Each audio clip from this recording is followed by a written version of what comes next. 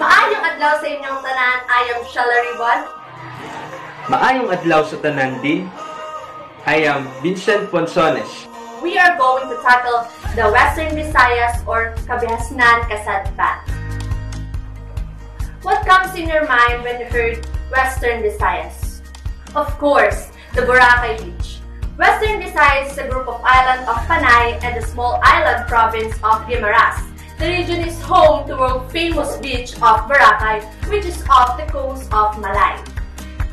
The history of Western Visayas. The region first came into existence on September 24, 1972, when the province of the Philippines were organized into 11 regions by Presidential Decree No. 1 as part of integrated reorganization planned by President Ferdinand Marcos. It's known for its white sandy beaches, and it's considered as one of the more prominent destinations. Antique offers different kinds of getaways. The seafood capital of the Philippines. Iloilo is known for its Spanish colonial churches and old houses. Guimaras, the mango capital of the Philippines from local and foreign tourists. Negros Occidental is known for its sugar making in the country.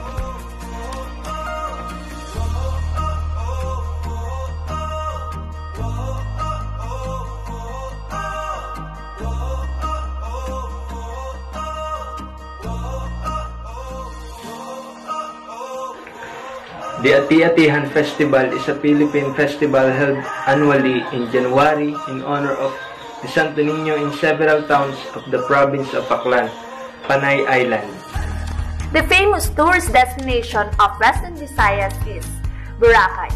The breathtaking sceneries of Boracay never fail to attract a lot of travelers who want to see the island's beauty firsthand.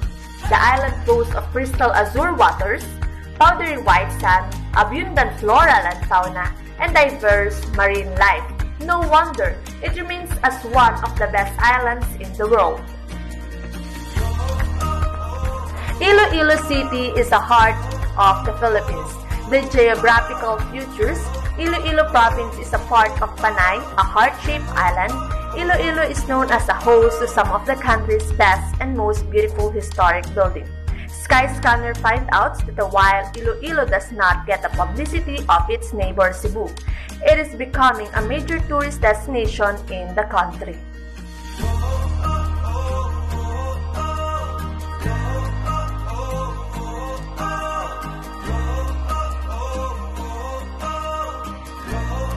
Choy is one of Iloilo's best-known signature dishes and must-try delicacies served in restaurants all over Iloilo.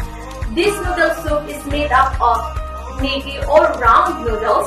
Pork organs consist liver, spleen, kidneys, and heart. Chicken and shrimp stock and garnished with chicharon or pork cracklings. Tinaraog daghang salamat hinaot nga, duwaon mo kami dinhi sa Garbo, Visayas sa Kasadpan.